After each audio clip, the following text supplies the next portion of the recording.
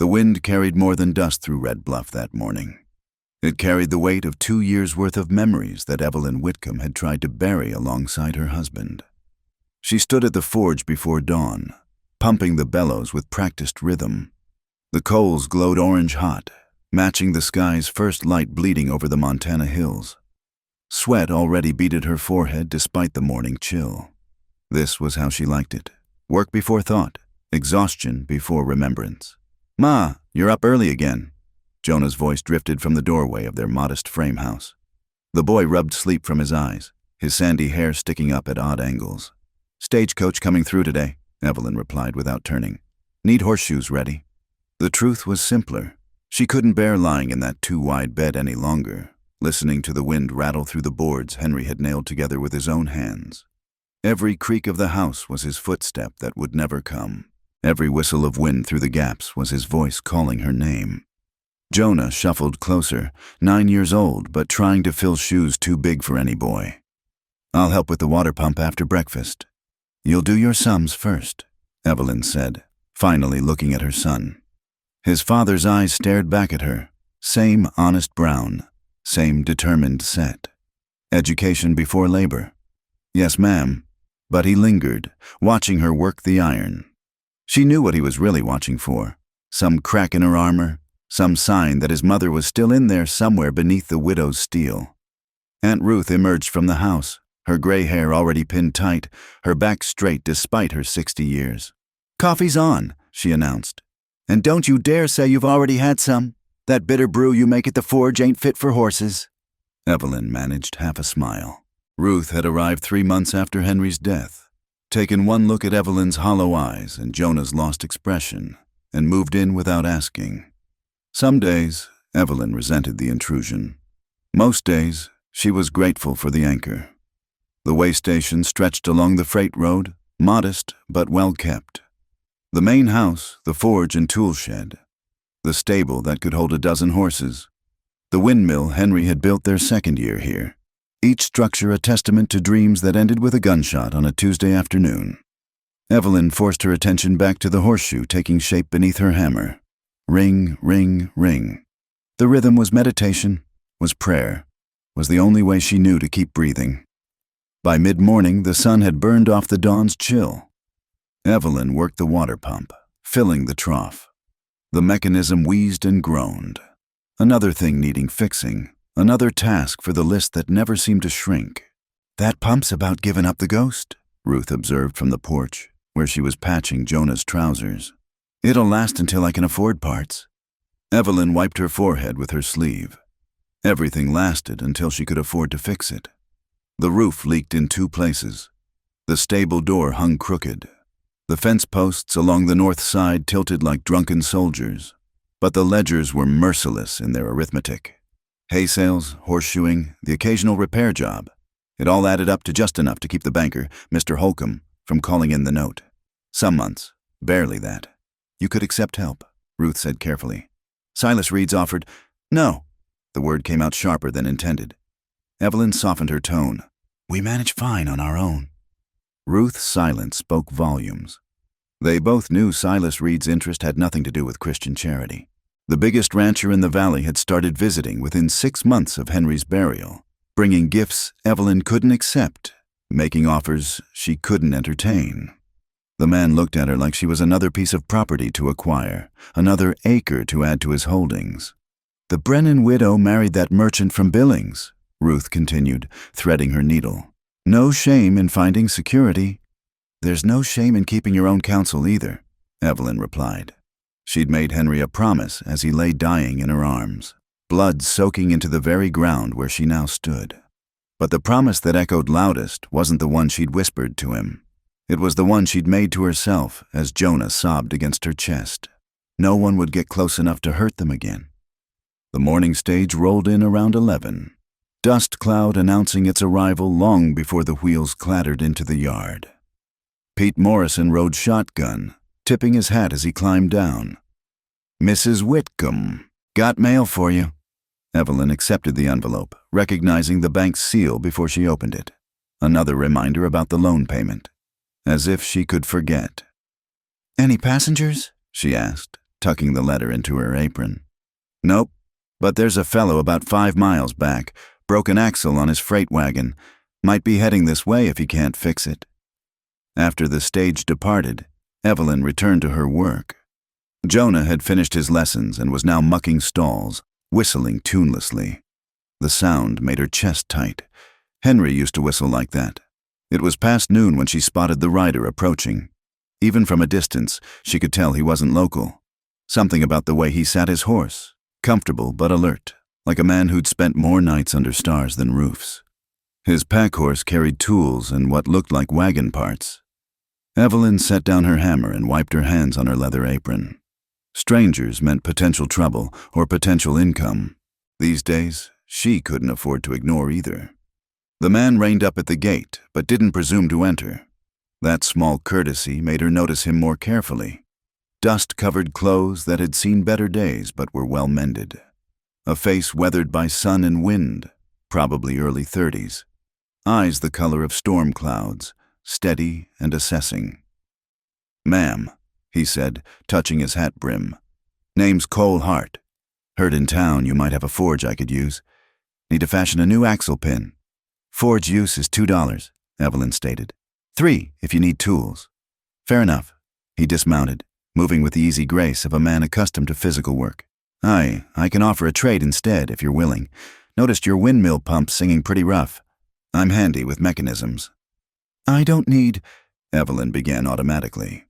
"Not offering charity," he interrupted gently. "Just a trade.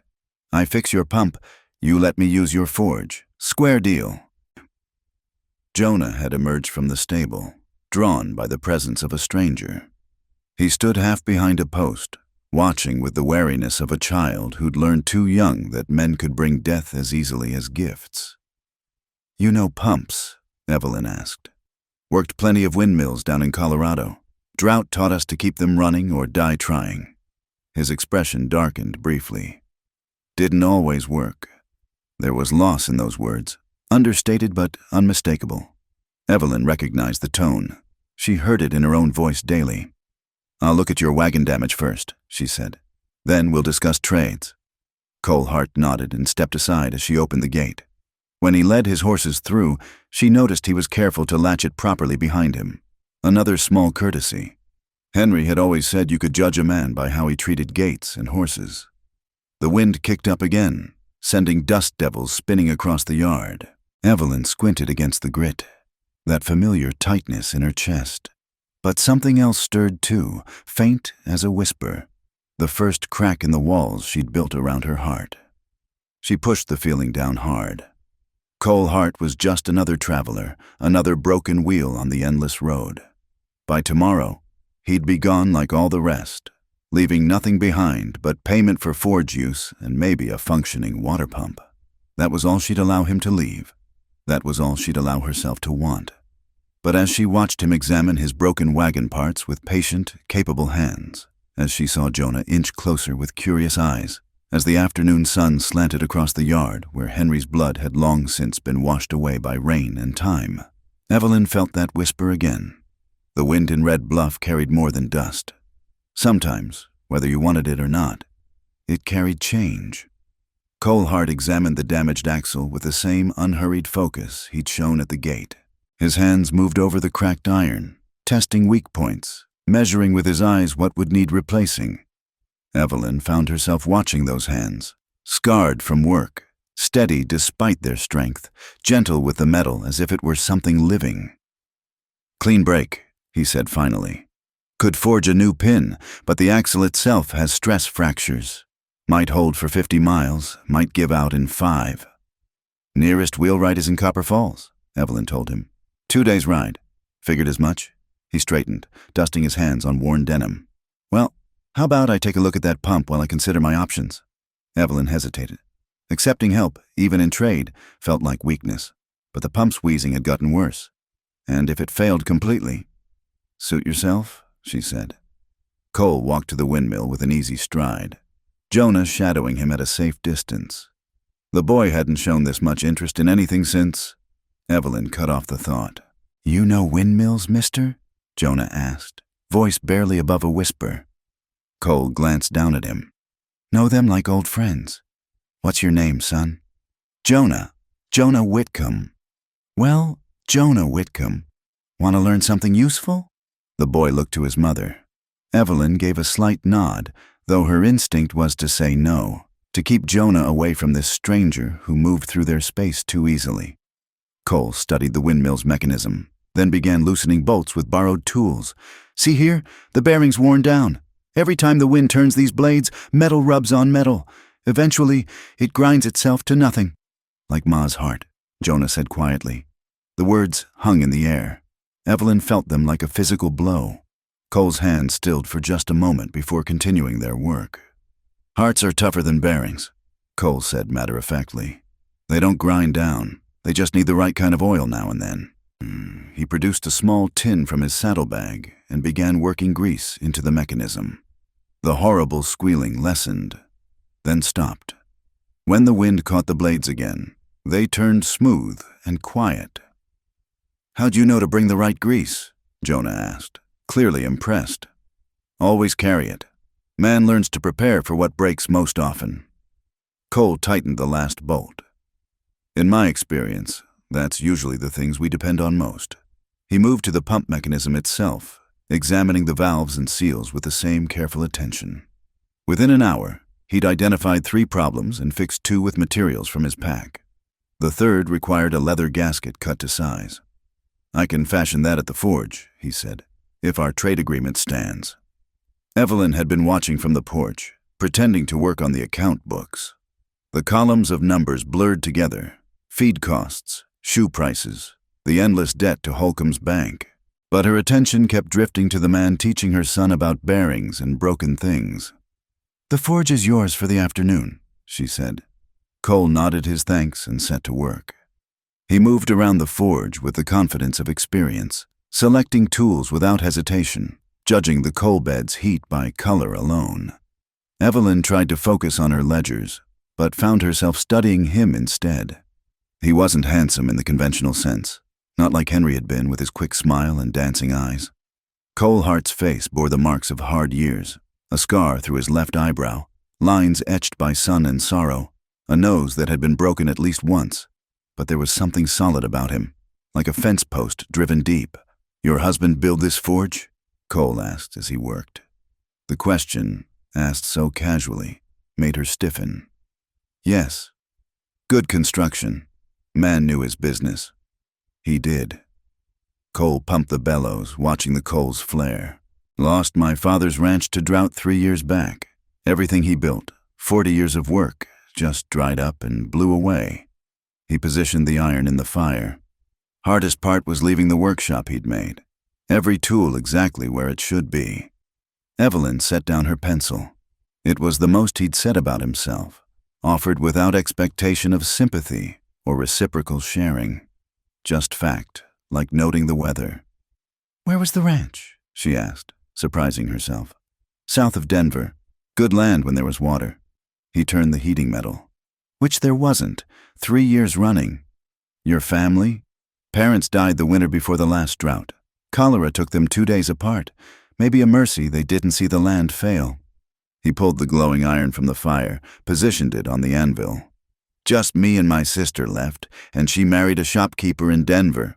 Says I should do the same, find a town girl and settle down selling dry goods. The hammer rang against hot iron, shaping it with precise blows. Evelyn watched his face, saw no self-pity there, just concentration on the task at hand. Why don't you? She asked. He paused between strikes. Can't breathe in towns. Too many walls, too many people wanting things I don't have to give. The hammer fell again. Besides, I'm better with broken things than buying and selling. Jonah had crept closer, fascinated by the forge work. You're making it perfect, he said as Cole shaped the gasket. Not perfect, Cole corrected. Just good enough to work. Perfect's the enemy of useful. By late afternoon, he'd fashioned not just the pump gasket, but also a new pin for his wagon axle. The pump ran smooth and strong, water flowing clear into the trough. Cole washed the soot from his hands and face, then counted out $2 silver. For the forge use, he said. The pump work more than covers it, Evelyn protested. That was a trade. This is business. He set the coins on the fence post. "I don't take charity either, Mrs. Whitcomb."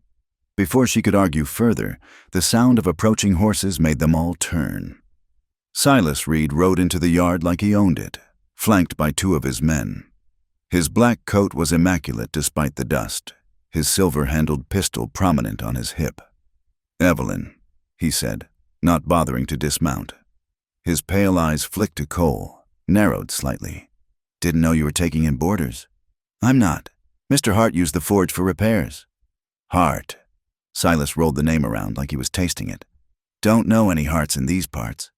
"Just passing through," Cole said mildly, but Evelyn noticed his stance had shifted slightly, weight balanced, hands loose at his sides.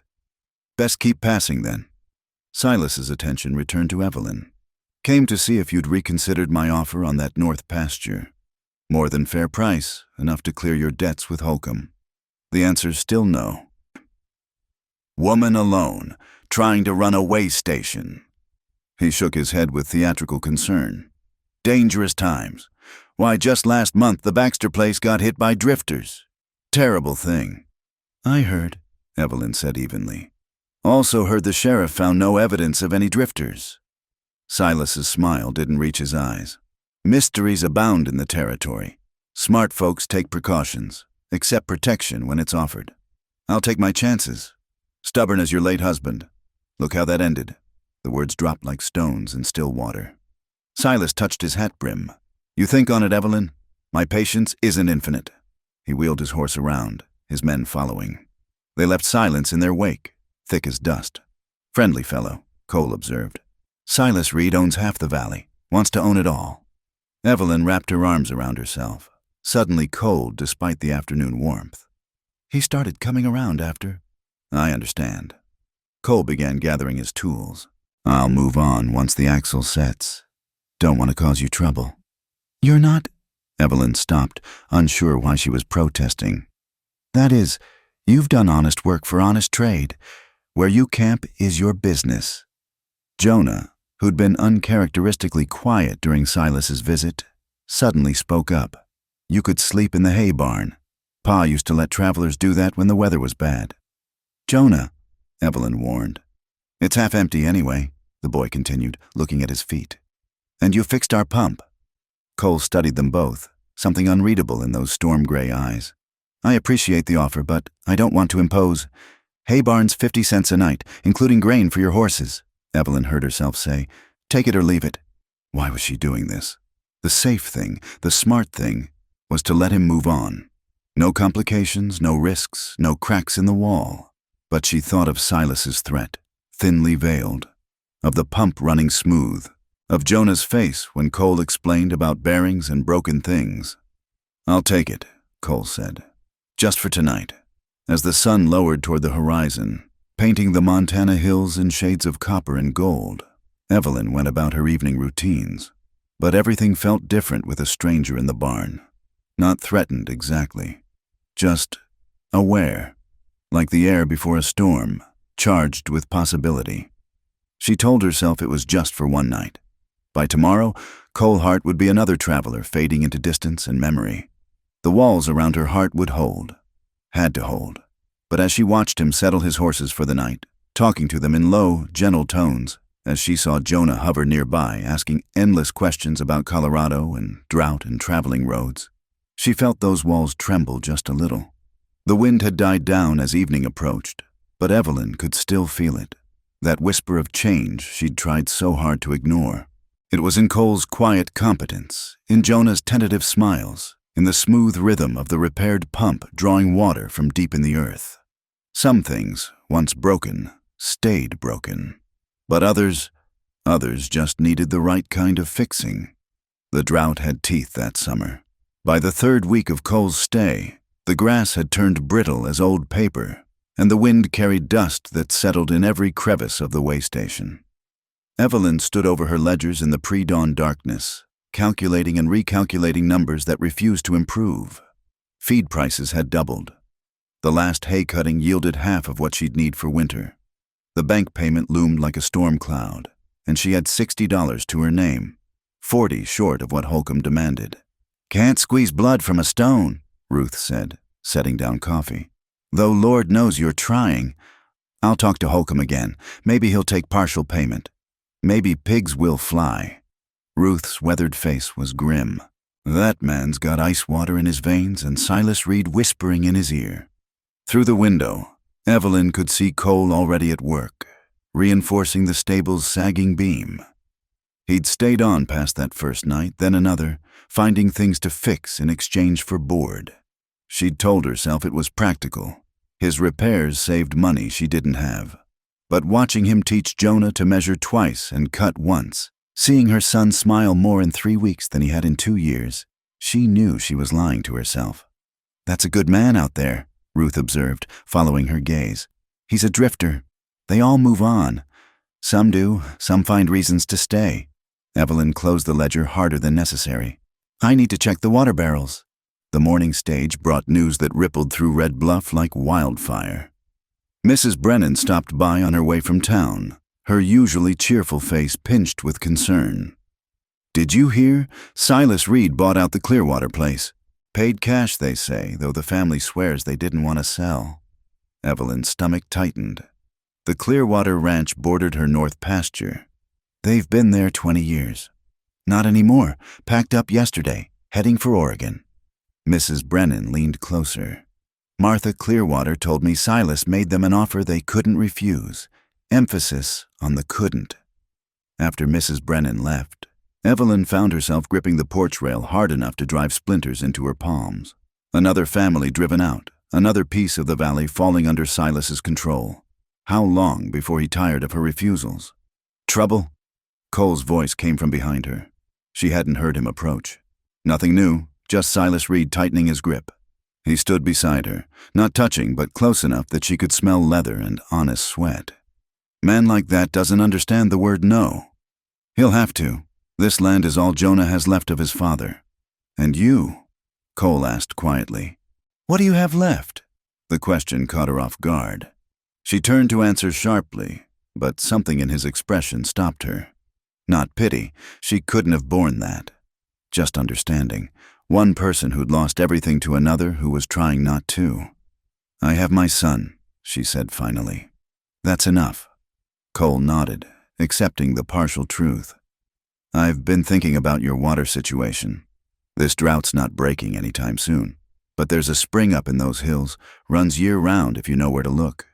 The hills are reedland now. The spring's on the boundary, technically public right away." He pulled out a rough map he'd sketched. "I could run a channel, gravity-fed, take about a week's work, but it would supplement your well. I can't pay for that kind of labor." "Didn't ask you to." He folded the map, tucked it away. Man's got to keep busy or start thinking too much. That afternoon, Reverend Mitchell paid his monthly visit. He was a spare man with kind eyes, one of the few in town who didn't treat her widowhood like a disease that might be catching. "How are you managing, Evelyn?" "We're fine, Reverend." He glanced meaningfully toward where Cole was showing Jonah how to true a wagon wheel. "I see you've taken on help." "Mr. Hart is a temporary boarder. He repairs things in trade." The Reverend's expression was carefully neutral. "You know I don't hold with gossip, but there's been talk. There's always talk." "True enough. Still, a woman in your position must be careful. Caesar's wife and all that." "Caesar's wife wasn't trying to run a way station and raise a boy alone," Evelyn said more sharply than intended. "No, I suppose not." Mitchell sighed. "I'm not here to judge, Evelyn. Just to remind you that in a small community, perception matters, fair or not." After he left, Evelyn attacked the pile of horseshoes waiting for repair, hammering with perhaps more force than necessary. The unfairness of it burned in her chest. A man could hire help, could have a dozen women under his roof, and no one would blink. But a widow. "You're going to crack that iron," Cole observed. She looked down, saw he was right. The shoe had split under her assault. "Waste of good metal," she muttered. "Maybe, or maybe it needed breaking to be made better." He took the ruined shoe, examined it. "Could forge this into something else. Hinges, maybe. New latch for that crooked stable door. Everything doesn't have to be a lesson, Mr. Hart. No, ma'am. Sometimes a broken horseshoe is just a broken horseshoe." but his eyes held that quiet understanding that was becoming too familiar, though I've found most things break for a reason.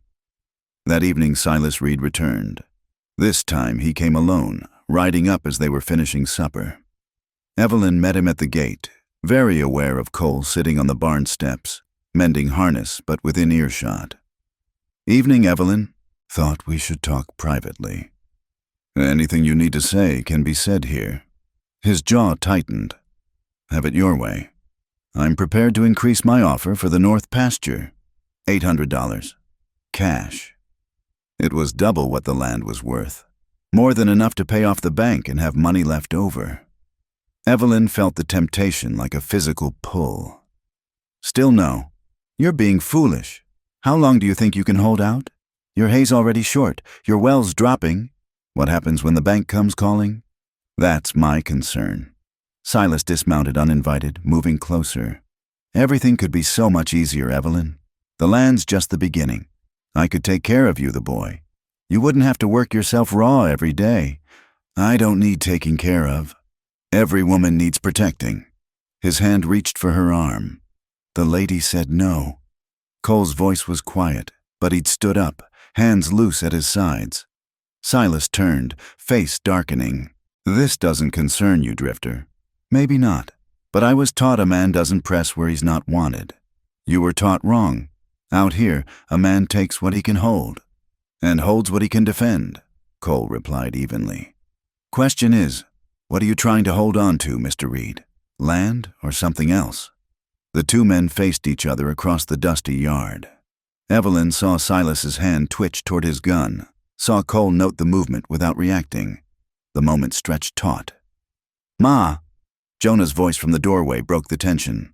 "Aunt Ruth wants to know about dessert." "Tell her we'll be right in," Evelyn said, not taking her eyes off Silas. The rancher stepped back, settling his coat. "Think about my offer, Evelyn. Winter's coming, and charity runs thin when snow flies." He mounted his horse, looked down at Cole. "You'd be wise to move on, friend. Red Bluff's got no room for saddle tramps who don't know their place." After he'd gone, Evelyn found herself shaking. Anger, fear, and something else she couldn't name. Cole stood quietly, giving her space to collect herself. "Thank you," she said finally. "Though you shouldn't have interfered. Silas Reed's not a man to cross." "Neither am I when it comes to it." He paused, "though I try to avoid coming to it. He'll make trouble for you now. Wouldn't be the first time." Cole went back to his harness mending. "Besides, I don't like bullies. Never have." That night, Evelyn lay awake listening to the wind worry at the loose boards. $800. Enough to breathe again, to stop waking with her jaw clenched and shoulders knotted. All for land that was burning up anyway. But she thought of Henry's hands breaking that ground, of his plans for what they'd build there, of teaching Jonah to ride in that pasture, of promises made and dreams dying hard. She thought, too, of Cole standing up to Silas. Not for gain, not for show, just because it was right. The drought had teeth, yes, but maybe she wasn't facing it alone anymore. The thought terrified her almost as much as Silas's threats, because droughts ended eventually, but letting someone in, depending on them again, that was a danger that could last forever. The storm came wrong. That's what folks would say later. Late spring blizzards weren't unheard of in Montana, but this one rolled in fast as a freight train, catching everyone flat-footed.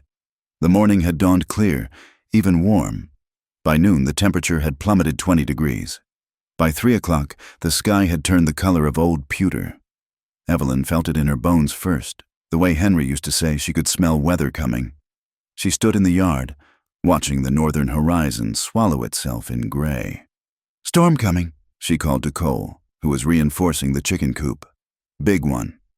He straightened, studied the sky with the practiced eye of someone who'd lived rough. Temperatures dropping fast. This could be bad. They worked without need for words, each knowing what had to be done. Evelyn drove the horses into the stable while Cole secured loose equipment. Jonah helped carry feed sacks to higher ground, his young face serious with purpose. Ruth gathered what vegetables she could from the garden before the freeze hit. The wind arrived first, slamming into the way station like a physical thing. Then came the snow, not gentle flakes, but ice-heavy pellets driven horizontal by the gale. Within an hour, visibility dropped to mere feet. "The water!" Evelyn shouted over the wind's howl. The stream behind the station, usually a trickle this time of year, would fill fast with snowmelt. If it overflowed, the stable would flood. She and Cole fought their way to the barn, rope tied between buildings to guide them back. Inside, the horses shifted nervously, sensing danger. Water was already seeping under the back wall. "We need to move them," Cole said. Tack rooms on higher ground. They worked by feel as much as sight, leading the horses one by one through the connecting door. Evelyn's hands went numb despite her gloves. Snow found every gap in her clothing, melting against skin already chilled to aching. The feed, she remembered suddenly. Hundreds of dollars worth of hay and grain, their survival through summer, sat in the flooding section. Without hesitation, they formed a chain, Cole hefting sacks, Evelyn dragging them through the door, Jonah piling them beyond water's reach.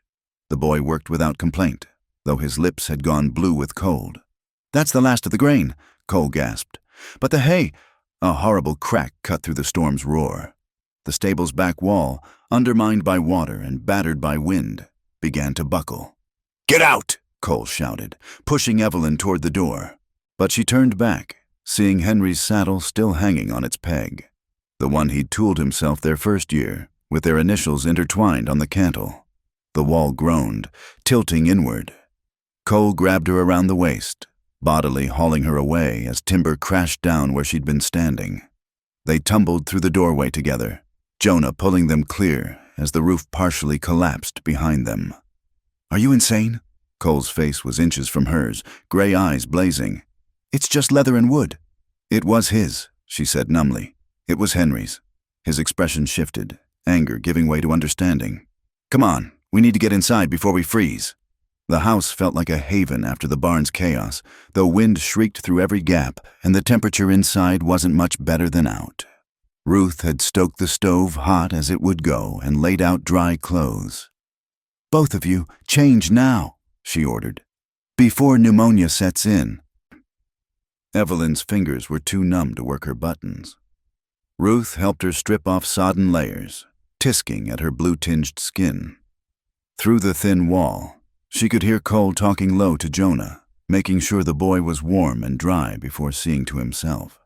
They gathered in the kitchen, the warmest room, as dark fell early and hard. The storm showed no signs of weakening. If anything, it intensified, making the walls shake with each gust. Snow piled against windows until they were blind to the outside world. "We should check the pump house," Evelyn said. "If the mechanism freezes, no one's going out in this," Cole said firmly.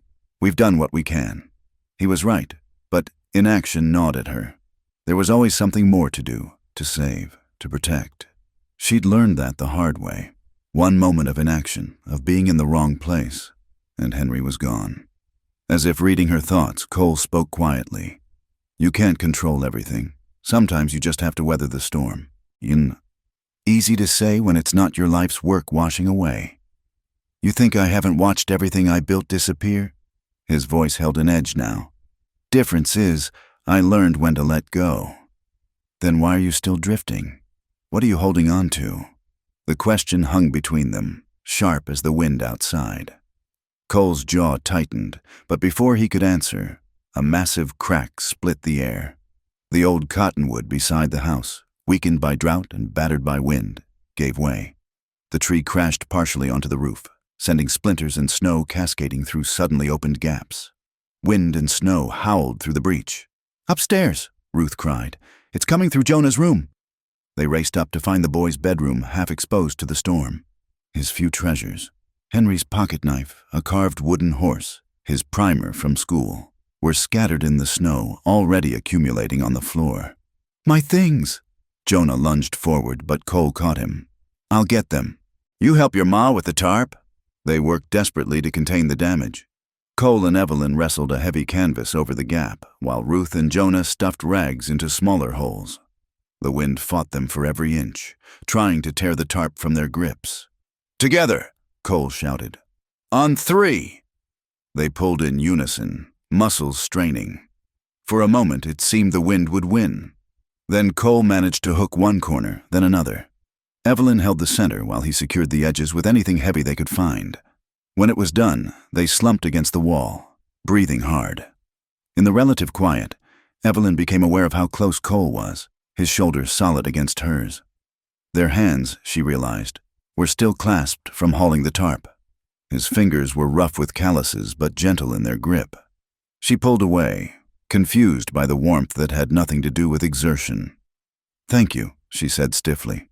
"We're not done yet."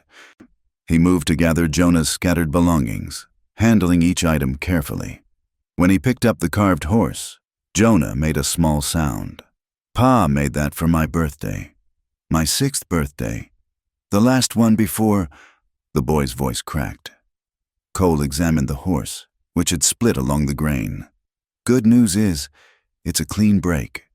I can fix this, make it stronger than before." "Really?" "Really. Your PA knew what he was doing, carving with the wood grain like this. Makes it easier to repair, right?" He wrapped the pieces carefully. "We'll work on it together once this blows over." They made camp in the kitchen that night, dragging mattresses down to stay near the heat. The storm raged on, but inside their small circle of warmth, something had shifted. They weren't just 4 people sheltering separately. They were sheltering together. Cole told stories of other storms he'd weathered, making Jonah laugh with tales of a mule named Stubborn Pete who could predict weather better than any almanac. Ruth shared memories of blizzards from her youth, when her father would nail leather over windows and they'd hibernate like bears. Even Evelyn found herself contributing, describing the ice storm their first winter here, when she and Henry had stayed warm by dancing to songs he hummed. "What kind of dancing?" Jonah asked sleepily from his pallet by the stove. "Oh, your father was a terrible dancer," Evelyn said, surprising herself with a smile in her voice. "All enthusiasm, no rhythm. He'd spin me around until we were both dizzy and laughing." "I remember," Jonah murmured. "He danced with me too, on his feet." The wind howled louder, as if angry at their moment of peace. Somewhere in the dark, something else crashed. But inside, warmed by more than the stove, they were safe. Late in the night, Evelyn woke to find the kitchen too quiet. The wind had finally begun to ease. She rose carefully, stepping over sleeping forms, and peered out the window. Snow had drifted halfway up the walls, but stars were beginning to show through breaking clouds. Cole stood by the other window, also wakeful. They watched the storm's retreat in companionable silence. "We survived," she said softly. "We did. The damage? We'll be there in the morning. Tonight everyone's safe. That's what matters." She turned to look at him in the dim light. "Is that what you learned? When you lost everything?" "Part of it." He was quiet for a moment. "Lost the ranch, yes, but before that, I lost my wife, Sarah. Fever took her our 2nd winter. I held on to that ranch with both hands because it was all I had left of our dreams. Took me too long to realize I was holding on to emptiness." Evelyn's breath caught. She hadn't known, hadn't guessed. "I'm sorry." "So am I. But sorry doesn't change what is. You move forward or you stand still. Standing still just means you're sinking slower." They stood together in the dark kitchen, 2 people who understood loss, watching stars emerge from chaos. And for the first time in 2 years, Evelyn felt something inside her unclench. Just a little. Not healing, not yet, but maybe the possibility of it. The storm had torn through their defenses, ripped open what they'd carefully protected. But sometimes, she thought, watching Cole's profile against the window, sometimes things needed to break before they could be rebuilt stronger. Tomorrow would bring the hard work of repair. Tonight, though, they'd weathered it together. And that, perhaps, was a beginning. The accusation came with Sunday morning's church bells. Deputy Marshal Tom Brennan rode up as Evelyn was surveying storm damage, his weathered face apologetic but firm. "Mrs. Whitcomb, I need to speak with Cole Hart." Evelyn's stomach tightened. "What's this about, Tom?" "Silas Reed's filed a complaint. Says 6 head of cattle went missing from his north pasture Thursday night. He's got 3 witnesses say they saw Hart near there." Cole emerged from the barn where he'd been clearing debris. His expression stayed calm, but Evelyn saw his shoulders set. "Deputy." "Mr. Hart, I'm going to need you to come with me. You're not under arrest yet, but Silas is pushing hard for it." "Thursday night," Cole said evenly. "That was the storm." "Yes, sir. Makes it convenient. Tracks would be covered." Brennan shifted uncomfortably. "I've got to follow this up. You understand?" Evelyn stepped forward. "This is ridiculous. Cole was here Thursday night. We all were, fighting to save the stable." "Can anyone besides your household verify that?" Brennan asked gently. The unfairness of it hit her like a physical blow. Of course no one else could verify it. They'd been cut off by the blizzard. No visitors fool enough to venture out in that weather. "I'll come peacefully," Cole said. "No need for drama." "Cole, no."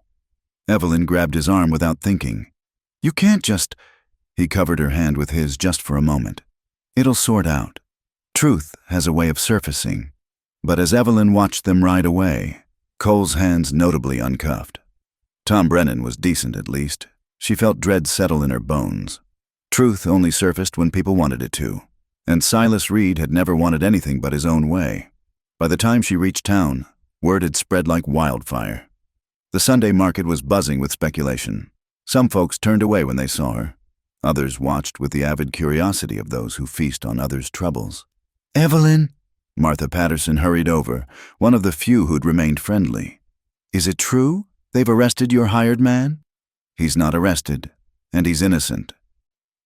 Martha's expression mixed sympathy with doubt. "Silas has those three hands swearing they saw him. The Baxter brothers and that new fellow, Jim Morse." The Baxter brothers, who'd do anything for $1. And Jim Morse, who owed his job to Silas's patronage. Evelyn's jaw clenched. The makeshift courtroom was the church hall, Reverend Mitchell having agreed to the use with obvious reluctance. By the time Evelyn arrived, it was already packed. Silas sat in the front row like a king holding court, his silver-handled pistol prominent as always. Cole stood near the front, still unshackled but clearly under guard. His eyes found hers across the room, and something passed between them. Reassurance from him, determination from her. Judge Carter, the circuit judge who happened to be in town, presided with the tired air of a man who'd seen too many feuds dressed up as justice.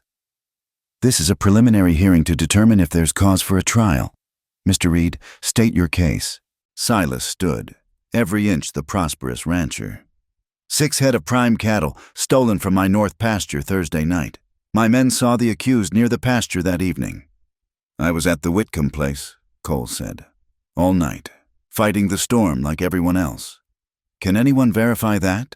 Judge Carter asked. This was the moment. Evelyn stood, aware of every eye turning to her. "I can, Your Honor." A ripple went through the crowd. She heard someone whisper, "Of course she would say that." "Mrs. Whitcomb," the judge said carefully, "you understand you're speaking under oath before God?" "I do. Cole Hart was at my way station from sunset Thursday until well past dawn Friday. He helped save our stable from flooding, secured our stock, repaired storm damage to the house. My son and aunt can attest to this as well." "Family testimony," Silas said dismissively. "Hardly unbiased." "Are you calling me a liar, Mr. Reed?" Evelyn's voice carried sharp across the hall. "I'm saying a woman might say anything to protect a man she's grown fond of." The implication hung in the air like smoke. Evelyn felt heat rise in her cheeks but kept her chin high. This was what she'd feared, why she'd kept walls so high. But Cole's freedom mattered more than whispers. "Your Honor," a new voice spoke from the back. "May I address the court?" Dr. Thompson made his way forward, his medical bag in hand as always. "I was out Thursday night, called to the Morrison place for a birthing, rode past the Whitcomb station around 11 o'clock, saw lanterns in the barn, heard voices, multiple voices working, and I clearly saw Mr. Hart's distinctive gray mare tied under the shelter." A murmur ran through the crowd. Silas's face darkened. "Furthermore," Thompson continued, "I stopped to water my horse on the way back, around 3 in the morning. Mr. Hart was in the yard, helping to secure a tarp over storm damage. I offered assistance, but he said they had it handled." That's one man's word," Silas sputtered. "My word as well," another voice called. Mrs. Chen, who ran the boarding house, stood up. "I saw Mr. Hart at the Whitcomb place earlier Thursday, working on their pump. He'd promised to look at mine next, so I was paying attention to his whereabouts. That gray mare of his never left their barn. And mine, added Walter Schmidt, the blacksmith. Saw him there Thursday morning. Needed him to pick up some iron fittings he'd ordered. We discussed the coming storm. One by one, others stood. Not many, but enough. People who'd noticed Cole's presence at the way station, who'd seen him working, who could place him there before, during, and after the supposed theft. Judge Carter raised a hand for silence. "Mr. Reed, your witnesses." The Baxter brothers shuffled forward, already looking uncertain. Under the judge's sharp questioning, their story began to fray. They'd seen someone near the pasture. Might have been Hart. Hard to tell in the gathering storm. Maybe it was earlier in the week, actually. Jim Morse fared no better, finally admitting he'd only repeated what the Baxters told him. "Mr. Reed," Judge Carter said coldly, "it appears your witnesses are somewhat unreliable. Moreover, multiple credible citizens place Mr. Hart elsewhere at the time in question. Unless you have additional evidence?" Silas's jaw worked like he was chewing nails. "This isn't over. On the contrary, this matter is very much over. Mr. Hart, you're free to go. And Mr. Reed, I suggest you be more certain before making accusations. Bearing false witness is a serious matter." The crowd began to disperse, buzzing with talk. Evelyn pushed through to where Cole stood, still looking slightly stunned. "Thank you," he said quietly. "I told the truth. You did more than that. You stood up in front of everyone, knowing what they'd think, what they'd say." She met his eyes squarely. "I'm tired of being afraid of what people think. I'm tired of living half a life because it's safer." Jonah appeared at her elbow, having slipped away from Ruth. He looked up at Cole with fierce pride. "I knew they couldn't take you. Ma wouldn't let 'em." Cole ruffled the boy's hair, but his eyes stayed on Evelyn. "Your ma's quite a woman." They walked out together through the crowd that parted with varying degrees of friendliness. Some nodded approval, others watched with speculation or disapproval. Evelyn kept her head high, but she felt each glance like a small weight. Outside, Silas waited by his horse, his two remaining hands flanking him. "This isn't finished, Hart. Men who cross me tend to regret it." "Mr. Reed," Evelyn said before Cole could respond, "you've threatened my guest, attempted to frame him for a crime, and repeatedly harassed my household. If anyone should worry about regrets, it's you." Silas's face flushed dark. "You've chosen your side, Evelyn. Remember that when winter comes and you're trying to feed that boy on pride and stubbornness." "I'll feed him on honest work and good neighbors," she replied. "Things you wouldn't understand." For a moment, violence trembled in the air. Silas's hand twitched toward his gun, but the crowd hadn't fully dispersed, and Tom Brennan stood watching from the church steps. "This isn't over," Silas repeated, mounting his horse with sharp movements. "Not by a long shot." As they watched him ride away, Evelyn felt the earth shift beneath her feet. She'd crossed a line today, chosen a side, as Silas said, but looking at Cole's steady presence, at Jonah's trusting face, at the neighbors who'd stood up for truth despite the risk, she couldn't regret it. "He'll make trouble," Cole said quietly. "He's been making trouble since Henry died. At least now it's in the open. I should leave. Take the target off your back." "No." The word came out fiercer than intended. "That's what he wants. What they all expect. The drifter moves on. The widow retreats. Everything goes back to how it was. But I'm done with that. We're done with that." Cole studied her for a long moment. "You sure? This could get worse before it gets better." "I'm sure." And she was. For the first time in 2 years, despite the danger, despite the gossip that would follow, she was absolutely sure. "Come on, we've got a way station to run." As they headed home, Jonah chattering excitedly about the dramatic proceedings, Evelyn noticed something different about the road. Where before she'd felt the weight of isolation, now she sensed connection. Dr. Thompson raised a hand in greeting as his buggy passed. Mrs. Chen called out that she'd send her nephew over to help with storm repairs. Not everyone approved. She could see it in some faces, feel it in the careful distance others kept. But she'd learned something important today. Walls built from fear were prisons of your own making, and sometimes the only way to break free was to stand up in front of everyone and speak your truth. Consequences be damned. The way station came into view, storm-battered but standing. There was work to do, repairs to make, a future to build in the face of Silas Reed's threats. But for the first time since Henry's death, Evelyn felt ready for it. She'd buried her heart with her husband, yes, but hearts, like hope, had a way of resurrecting when you finally found the courage to let them. The church hall had never been so packed. Every bench groaned under the weight of Red Bluff's citizens, come to witness what everyone knew was more than a simple legal proceeding. This was Silas Reed making his final play, and Evelyn Whitcomb making her stand. Judge Carter looked more weary than he had at the preliminary hearing 2 weeks prior. We're here to address new charges brought by Mr. Reed regarding property disputes and water rights. Mrs. Whitcomb, you may present your documentation. Evelyn rose from her bench, papers in hand. Her brown dress was pressed sharp, her hair pinned with the silver combs Henry had given her their last Christmas together. She dressed with care, knowing every detail would be scrutinized. Your Honor, I have here the original deed to our property, including clear water rights to both our well and access to Willow Creek, where it borders our land. Those rights are in dispute, Silas interrupted, standing from his front row seat. That creek feeds from the mountain spring on what's now my property. Property you acquired through questionable means, Evelyn said clearly. I have testimony from Martha Clearwater regarding the pressure brought to bear. Hearsay. Silas's lawyer, imported from Helena for the occasion, interjected smoothly. Mrs. Clearwater is not present to testify, because they'd fled to Oregon, driven out by Silas's tactics. But Evelyn had expected this. Then I call Mr.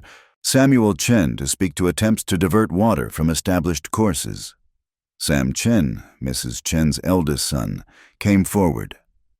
A surveyor by trade, he laid out his maps with professional precision.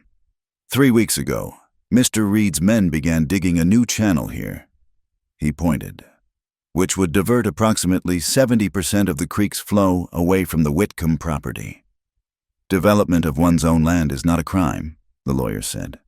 It is when it violates established water rights dating back to 1871, Sam replied calmly. I have the territorial documents here. The morning wore on, testimony and counter-testimony. But everyone knew this wasn't really about water rights. This was about power, control, and a woman who wouldn't bow to either. Your Honor, Silas finally stood again, dispensing with his lawyer. Let's speak plainly. Mrs. Whitcomb is a widow trying to run a man's business. She's taken in a drifter of questionable character. She's risking not just her own reputation, but her son's future.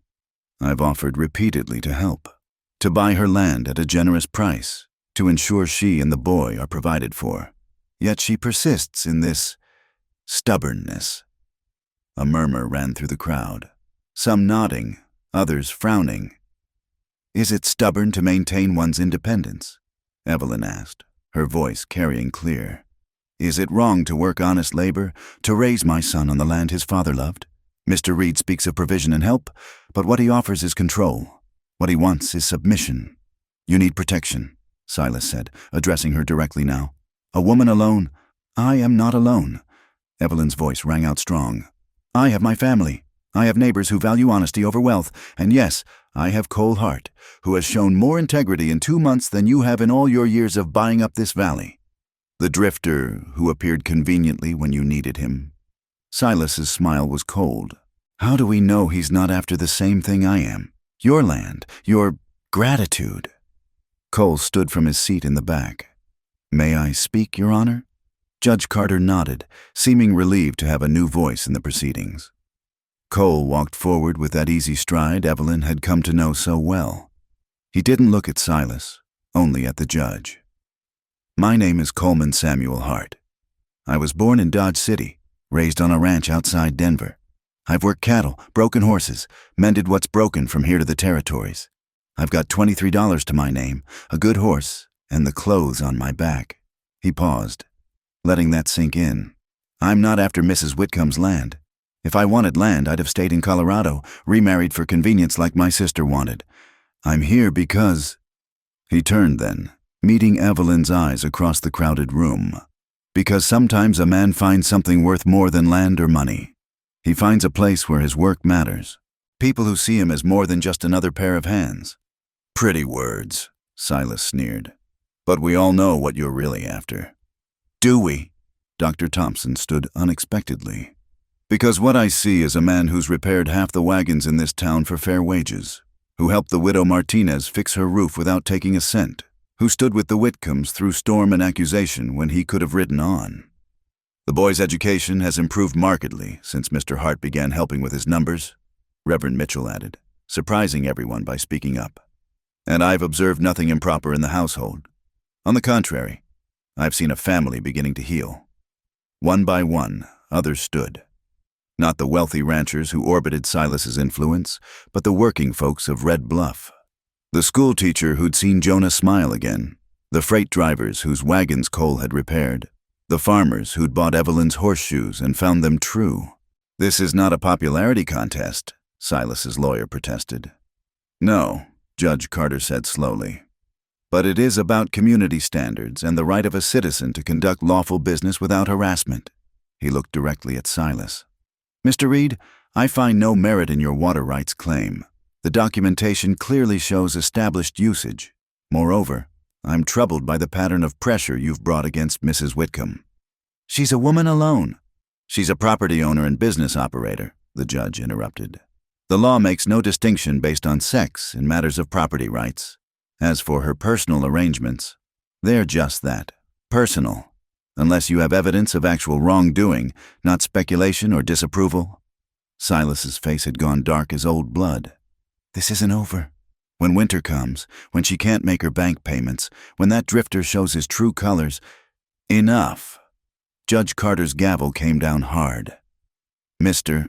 Reed, you will cease all harassment of Mrs. Whitcomb and her household. Any further diversion of water rights will be met with legal action. And if I hear of any accidents befalling the Whitcomb property, I'll know where to look first. Is that clear? The silence stretched taut. Finally, Silas nodded once, sharp. Clear, Your Honor. Then this matter is concluded. As people began to file out, Evelyn stood rooted for a moment, hardly believing it was over.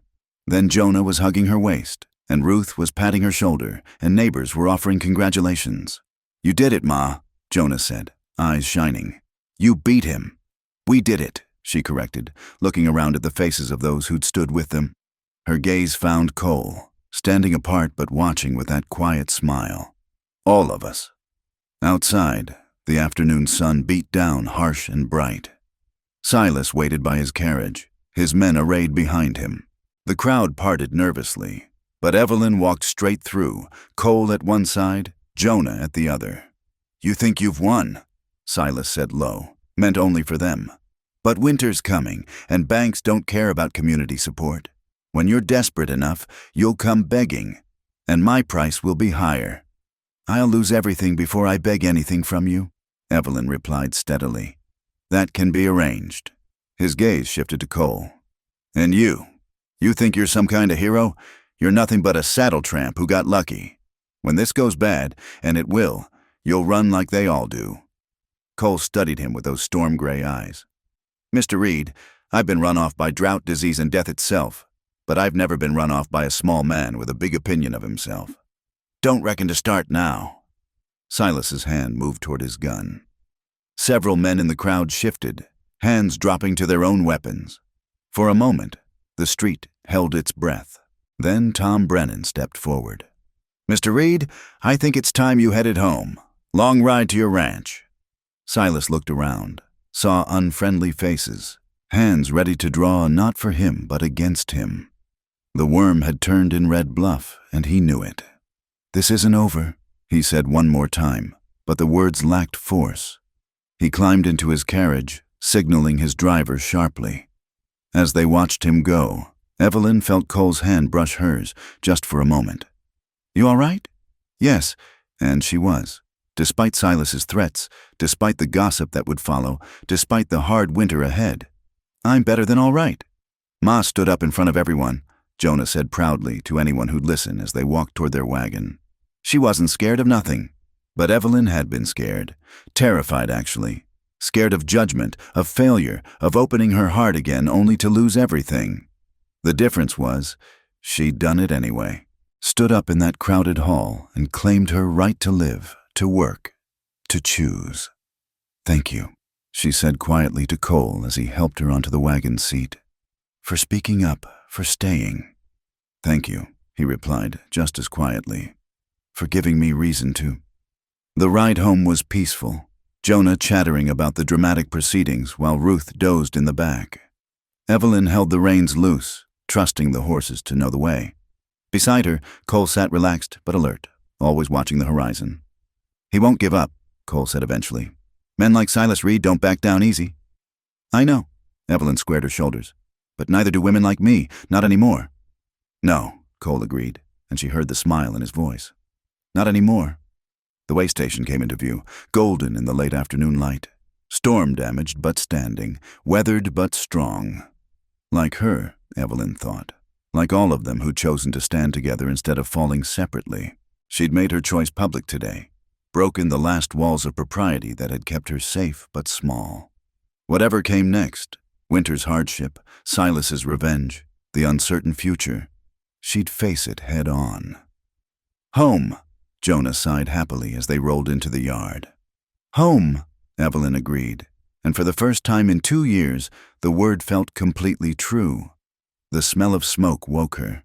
Not the comfortable scent of a banked stove or morning fire, but the acrid stench of destruction.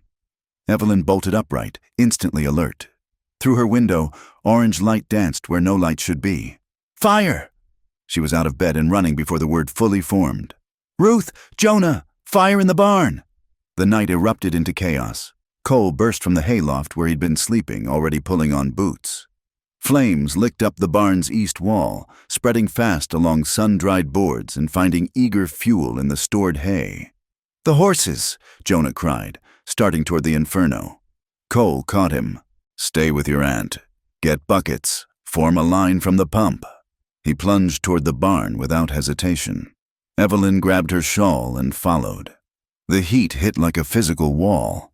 Inside, horses screamed in terror, hooves thundering against stalls.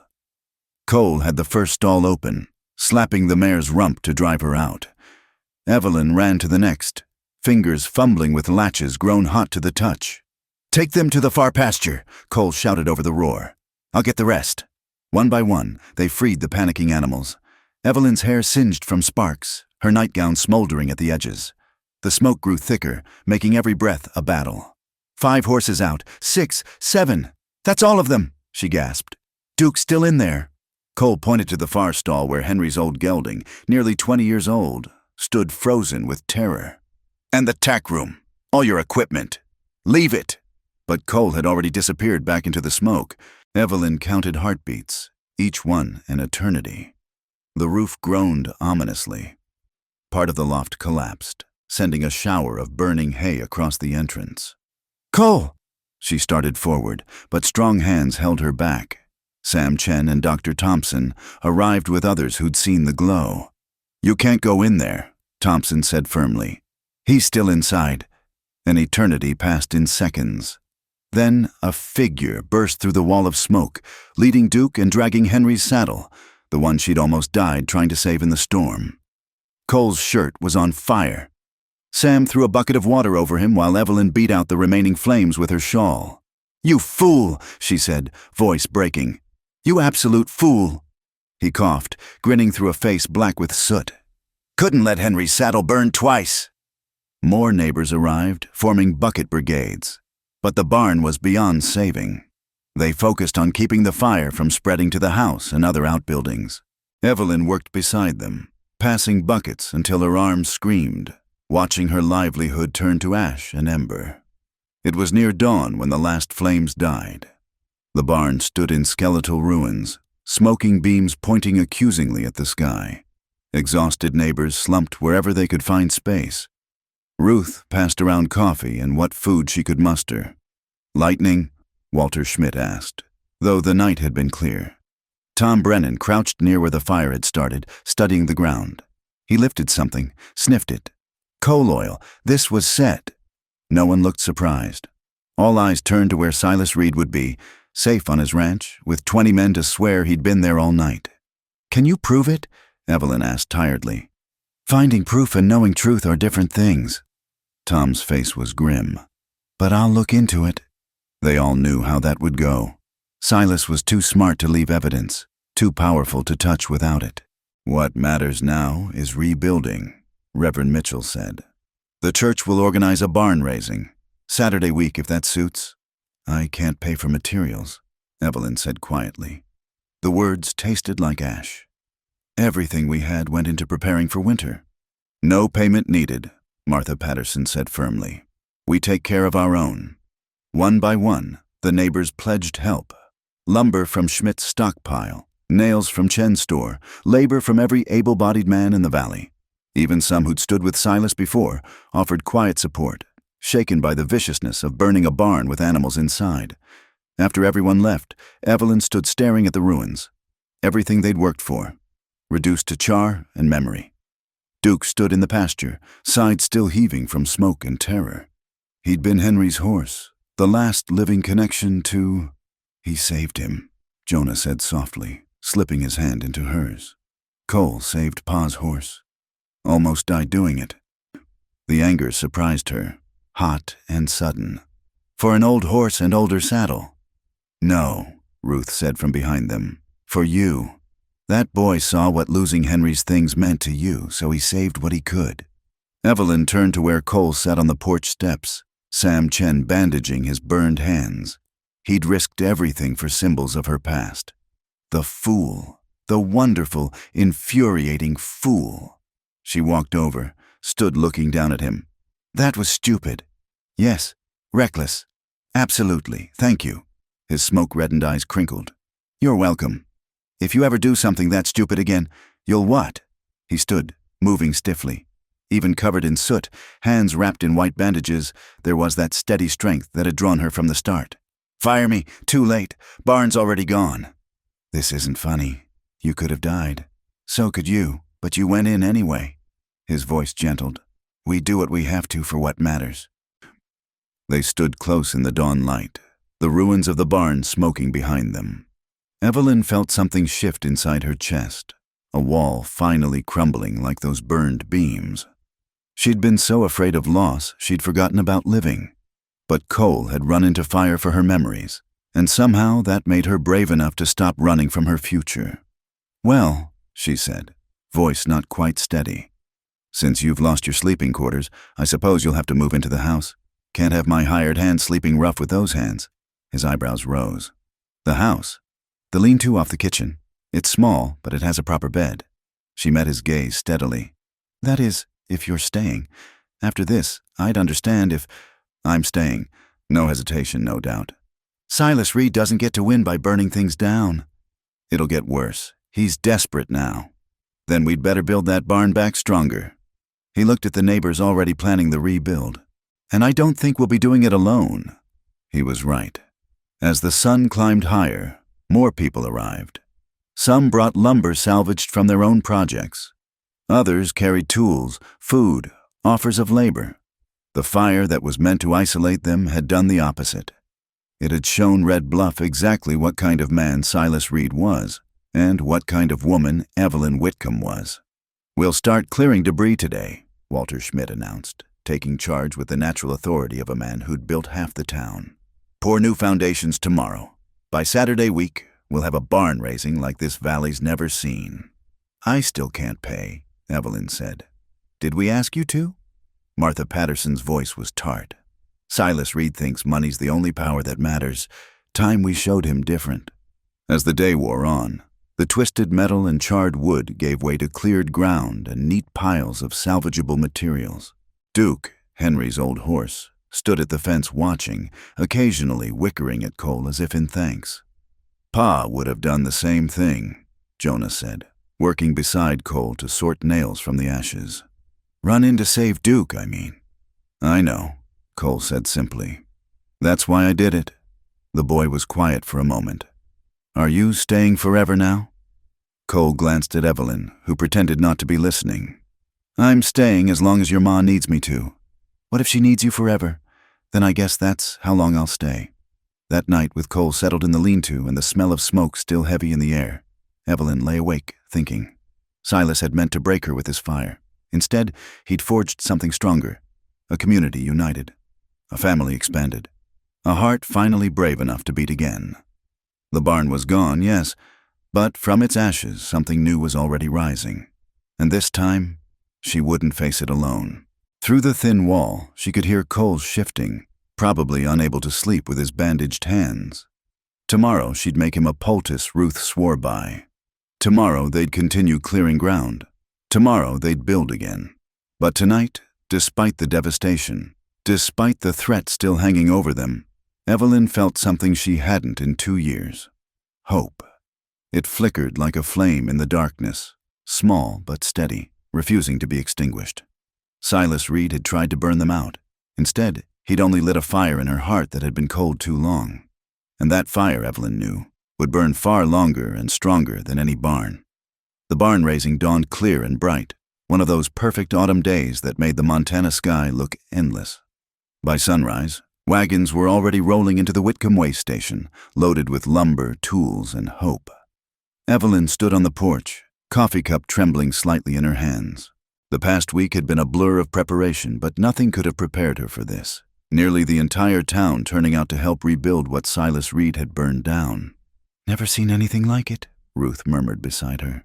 "Not since the old days when neighbors were all we had."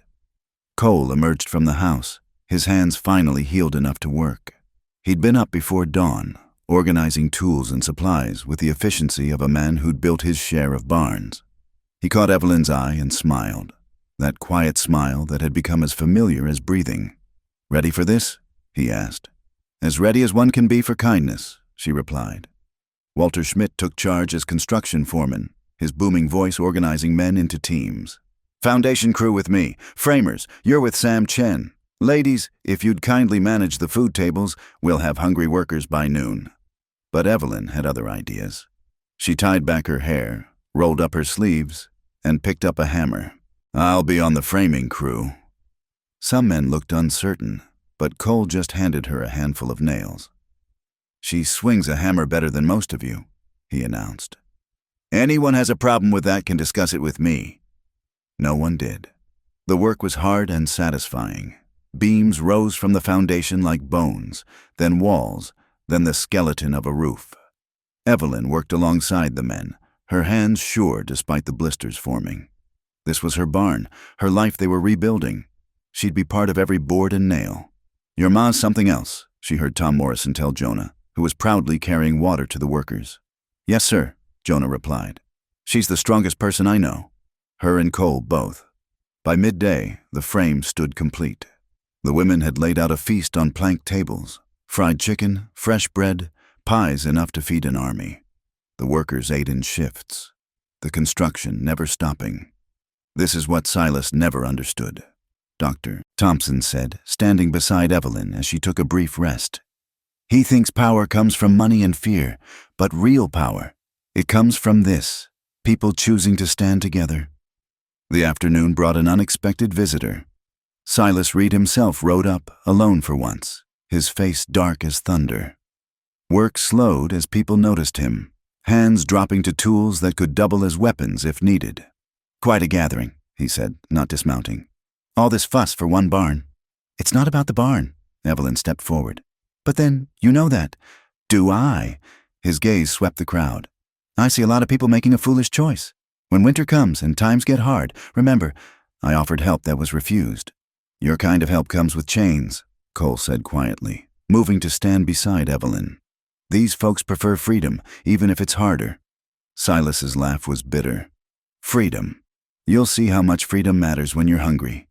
His eyes fixed on Evelyn. "Last chance. My offer stands. Your land for enough money to start over anywhere. My answer stands too. This is our home. Then you'll lose it all.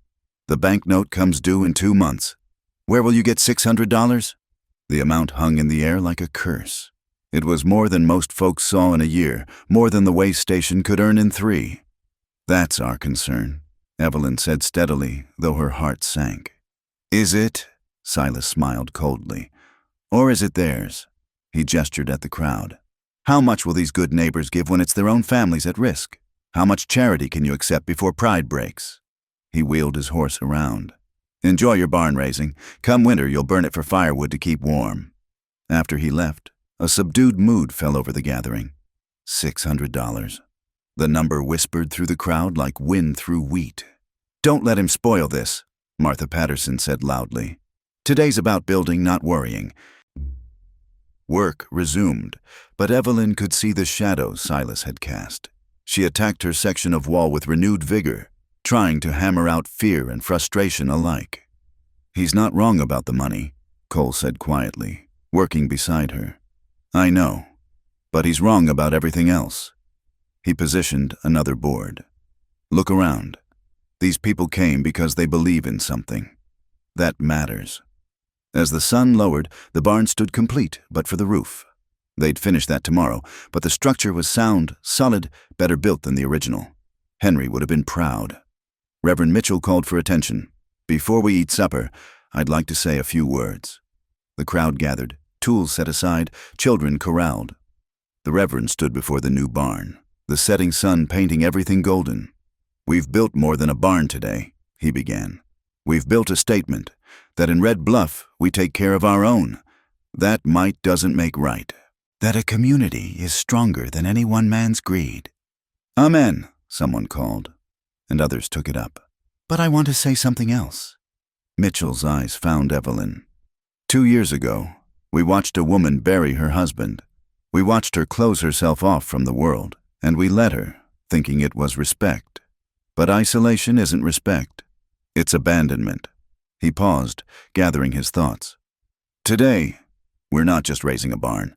We're raising each other. Mrs. Whitcomb, you've shown courage in opening your heart again. Mr. Hart, you've shown us that strangers can become family. Young Jonah, you've shown us that joy can grow even from sorrow." Jonah pressed closer to his mother, face red but pleased. "So, I propose a toast." Mitchell raised his water cup. "To the Whitcomb Way Station, to new beginnings, and to the truth that Silas Reed will never understand, that love builds stronger than hate burns." "Hear, hear!" The cry went up from dozens of throats. Later, as folks began to drift home, many pressed coins or bills into Evelyn's hands despite her protests. "For nails," they said. "For supplies.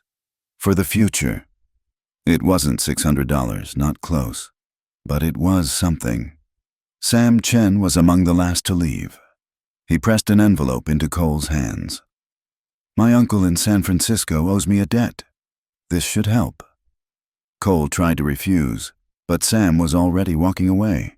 "Community means sharing burdens," he called back. "Don't insult us by refusing."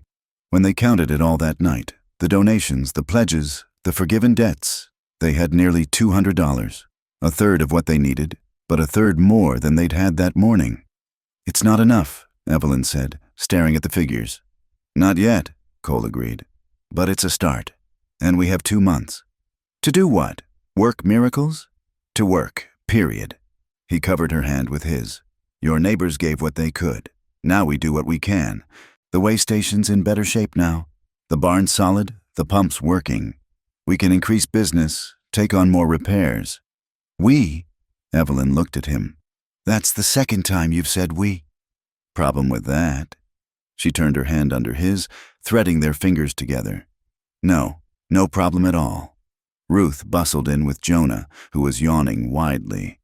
"Bedtime for barn raisers," she announced. "Church tomorrow, and then back to regular life."